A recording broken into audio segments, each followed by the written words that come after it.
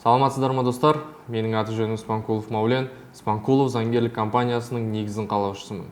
Бүгінгі біздің видеомызда мен сізге аресттердің қандай түрлері болады, сол аресттер сіздерге қойылған кезде қай жерден қарауға болады, және ол аресттерді шешуге бола ма, болмай ма, не істеу керек, сол туралы сіздерге айтып кететін боламын. Ең алдымен сіздерге арест қойылған жағдайда сіз сол аресттарды қайдан көре алам деген негізгі сұрақтар туындайды. Ол аресттарды сіз Әділет министрлігінің сайтынан, яғни реестр должниковтан қарасаңыздар болады. Осы реестр должниковқа кірейік. Міне, біз реестр должниковтың сайтына кірдік. Бұл жерде негізі не жазылып тұрады? Мына жерде иін немесе фамилия, имя, отчество. Бұл жерге өздеріңіздің иіндарыңызды жазасыздар, содан кейін барып, мына найти дегенді бассаңыздар, ондай жағдайда сіздердің аресттарыңыз болса, сіздің аресттарыңыз шығады. Мысалы айтсақ, осындай аресттар шықты. Мына жерде должник деп тұр. Бұл жерде сіздің аты жөніңіз толық жазылады. Содан кейін барып дата исполнительного производства, сізге яғни арест қай күні қойылды. Содан кейін барып сущность требований. Бұл жерде сізге қарсы қандай микрофинансовый организация негізі арестке заявление берді, сол туралы ақпарат. Яғни сіздің қарызыңыз қазіргі кезде қанша болып тұр. Содан кейін орган исполнительного производства, судебный исполнитель деп жазылып тұрады.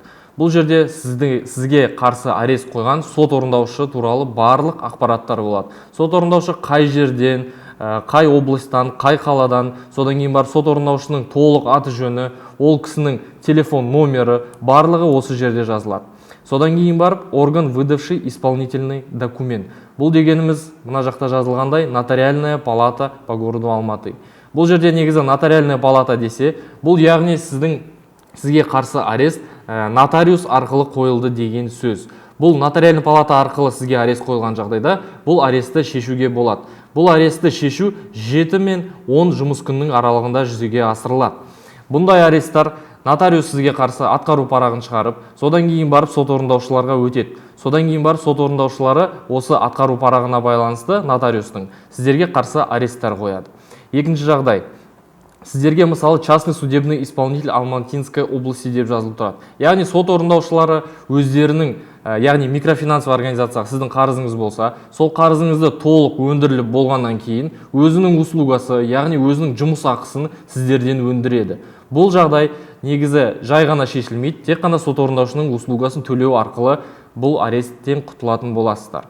Үшінші жағдай. Егерде сіздерге сот арқылы қойылса, мысалы Медеуский районный суд Алматы қаласының, сіздерге осы сот арқылы қойылған жағдайда бұл арестті бірінші жағдайда шешуге болады, екінші жағдайда шешуге болмайды. Бірінші жағдай, ол мысалы сіз сотқа қатыспасаңыз, ондай жағдайда сіздің артыңыздан соттың шешімін шығарып, сол соттың шешімі арқылы сот орындаушылары сізге арест қояды. Бұндай жағдайда сіз негізі сотқа заявление жазу арқылы өздеріңіздің аресттарыңызды шешіп ала аласыздар.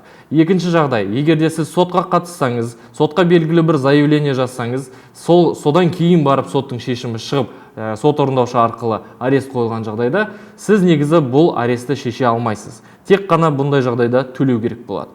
Төртінші жағдай.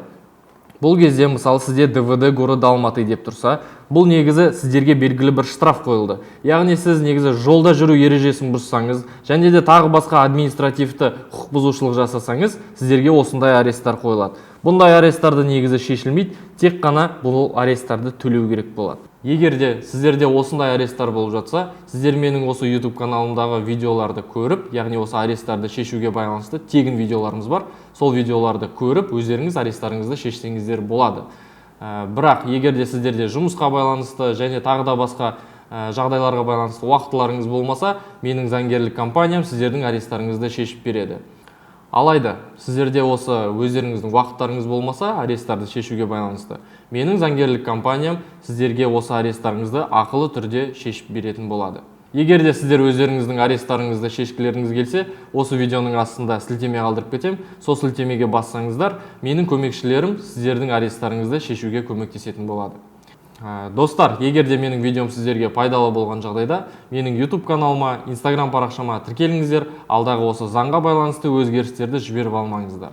Назар аударғандарыңызға рахмет, сау болыңыздар.